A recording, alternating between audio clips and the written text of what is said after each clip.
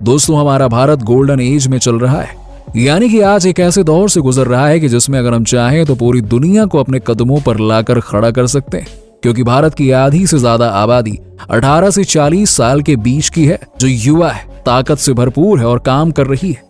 जब जापान की ज्यादातर आबादी युवा थी तो उसने परमाणु बॉम्ब का प्रकोप झेलने के बाद भी तरक्की करी और आज जापान बड़े बड़े देशों को पीछे छोड़ चुका है। ऐसा ही कुछ भारत में भी होने वाला है और मोदी जी तो खुद कहते हैं कि अब वो भारत को बदल कर रख देंगे। चलिए, ऐसे में हम जानते हैं कि आखिरकार साल 2030 तक भारत में क्या क्या होने वाला है। Pod taxi. दोस्तों, जैसे जैसे भारत की आबादी बढ़ती जा रही है, सड़कों पर ट्रैफिक की प्रॉब्लम भी बहुत ज्यादा बढ़ती जा रही है। छोटे छोटे शहरों में भी ऐसे जाम लगने लगे हैं कि क्या ही कहना। 5 मिनट का सफर तय करने में लोगों को 1 घंटे का वक्त लग जाता है।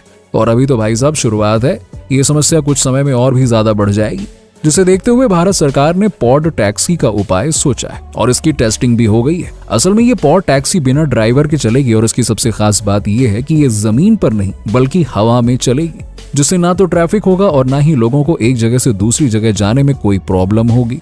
इस प्रोजेक्ट के तहत ज्यादा ट्रैफिक वाले एरिया में जिस तरह से मेट्रो स्टेशन बनाए जाते हैं, वैसे ही पॉड टैक्सी के लिए अलग अलग स्पॉट बनाए जाएंगे, जहां से आप आराम से टैक्सी बुक कर सकते हैं और एक जगह से दूसरी जगह पे जा सकते हैं।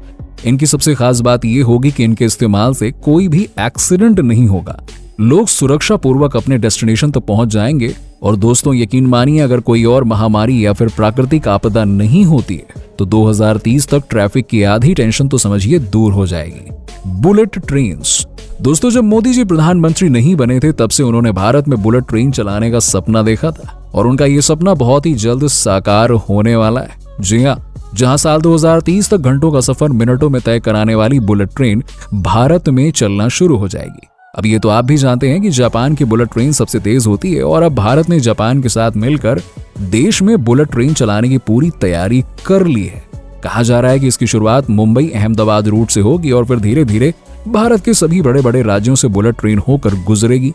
भारत में चलने वाली बुलेट ट्रेन की स्पीड 200 से 300 किलोमीटर प्रति घंटे की होगी और जैसे जैसे टेक्नोलॉजी बढ़ती जाएगी स्पीड भी बढ़ती जाएगी, जिसकी बदौलत मुंबई से दिल्ली तक का सफर बड़ी मुश्किल से 6 से 7 घंटे में पूरा हो जाएगा। Digital ecosystem. दोस्तों, हमारा भारत किस लेवल पर डिजिटल हो रहा है ये तो आप भी जानते हैं, जहां आज के समय में लगभग 70 करोड़ लोग इंटरनेट से जुड़े हुए हैं और इस साल के अंत तक ये आंकड़ा 90 करोड़ तक पहुंच जाएगा। और ये आंकड़े सिर्फ यहीं पर नहीं रुकने वाले, बल्कि 2030 तक 120 करोड़ से भी ज्यादा लोग इंटरनेट का इस्तेमाल कर रहे होंगे। अब आप ये सोच लीजिए कि एक तो भारत दुनिया की सबसे बड़ी आबादी है और उसमें भी ज्यादातर लोग इंटरनेट का इस्तेमाल कर रहे हैं, यानी कि दुनिया भर के 4 से 5 बड़े देशों को मिलाकर देखा जाए तो जितनी आबादी उनकी होगी उतनी आबादी तो अकेले अपने भारत देश में है और उतने लोग भारत में इंटरनेट चला रहे होंगे। इतनी बड़ी संख्या में जब लोग इंटरनेट से जुड़ेंगे तो हमारी डिजिटल इकोनॉमी भी बूम करेगी। अब देखा जाए तो ये बहुत ही ज्यादा फायदेमंद है, क्योंकि इंटरनेट की सहायता से छोटे इलाके में रहने वाले लोग जो कि स्कूल कॉलेज नहीं जा पाते वो भी आसानी से शिक्षा प्राप्त कर पाएंगे और धीरे धीरे लोग इंटरनेट की सहायता से ही अपने अंदर कई तरह की स्किल्स डेवलप कर लेंगे और एक वक्त तो ऐसा आएगा कि भारत पूरी तरह से आत्मनिर्भर बन जाएगा। तब हमें किसी भी दूसरे देशों से कोई भी चीज मंगाने की जरूरत नहीं पड़ेगी, क्योंकि इंटरनेट के जरिए बहुत से लोग एडवांस हो जाएंगे और नई नई तकनीकों का विकास करेंगे। उसी के साथ ही ई कॉमर्स और बैंकिंग सेक्टर भी बहुत तेजी से तरक्की करेंगे, यानी कि हर एक चीज डिजिटलाइज्ड हो जाएगी और जो कि अमेरिका और चीन जैसे विकसित देशों में नहीं हो पाया है वो यहाँ पे हो जाएगा। क्योंकि जितनी तेजी से भारत के लोग इंटरनेट का इस्तेमाल कर रहे हैं उतना तो आज तक कहीं नहीं हुआ है और ये चीज भारत को एक नए मुकाम पर लेकर जाएगा, जहां ज्यादातर चीजें ऑनलाइन हो जाएंगी और हमारा पूरा का पूरा सिस्टम ग्रो करेगा। और यकीन मानिए दोस्तों, ये सब कुछ तो आपकी आंखों के सामने होगा। यस, वो भी मात्र 5 सालों के अंदर ही। जी हाँ, 2030 तक भारत फुल्ली डिजिटलाइज्ड कंट्री बन जाएगा। दिल्ली मुंबई एक्सप्रेसवे।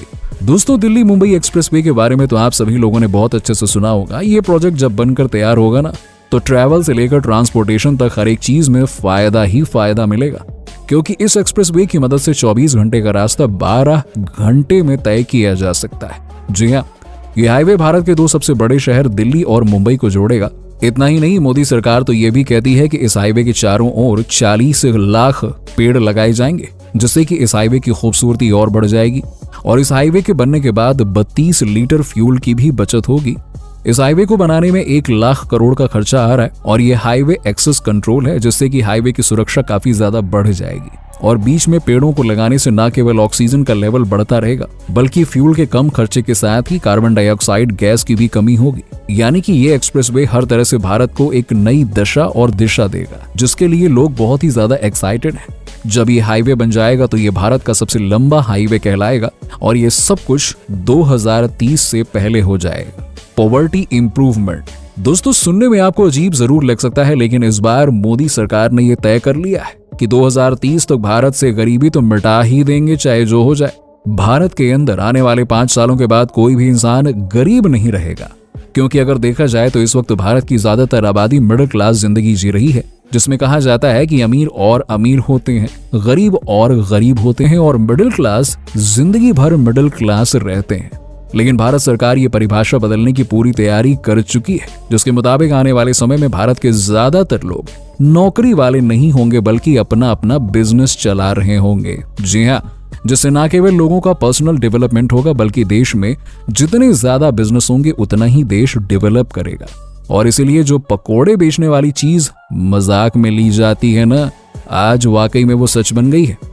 सड़क पर खड़े होकर पकोड़े बेचने वाला इंसान लाखों कमा रहा है, वहीं मल्टीनेशनल कंपनी में काम करने वाला इंसान अपनी जिंदगी को कोस रहा है कि कहां फंस गए भैया।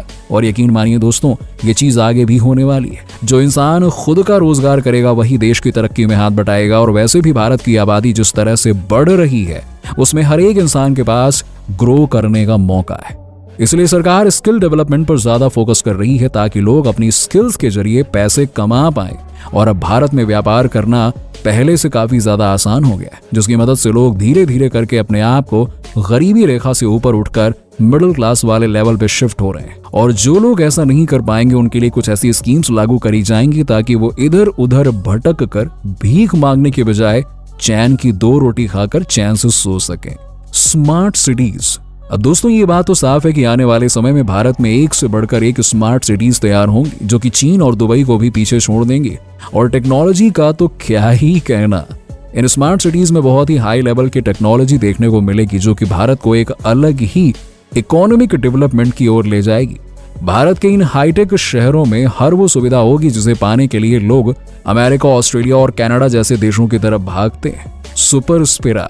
अब दोस्तों, आप लोगों ने दुबई की गगनचुंबी इमारतों के बारे में तो बहुत सुना होगा। अब जरा नॉर्थ इंडिया में बनकर तैयार होने वाली सुपर स्पेरा के बारे में भी सुन लीजिए, जहां इस बिल्डिंग में लगभग 80 फ्लोर्स होंगे और ये 300 फीट ऊंची गगनचुंबी इमारत बहुत ही नायाब होगी। नोएडा, उत्तर प्रदेश में बनाई जा रही ये बिल्डिंग 2012 से बनना शुरू हुई है और कहा जा रहा है कि इस शानदार बिल्डिंग का कंस्ट्रक्शन 2025 तक खत्म हो जाएगा। वैसे आपको क्या लगता है कि 2030 तक भारत के अंदर और क्या क्या डेवलपमेंट होनी चाहिए? कमेंट सेक्शन में कमेंट करके जरूर बताइए। और इसी तरह की इंटरेस्टिंग वीडियोस को देखते रहने के लिए हमारे चैनल को सब्सक्राइब करना मत भूलिएगा।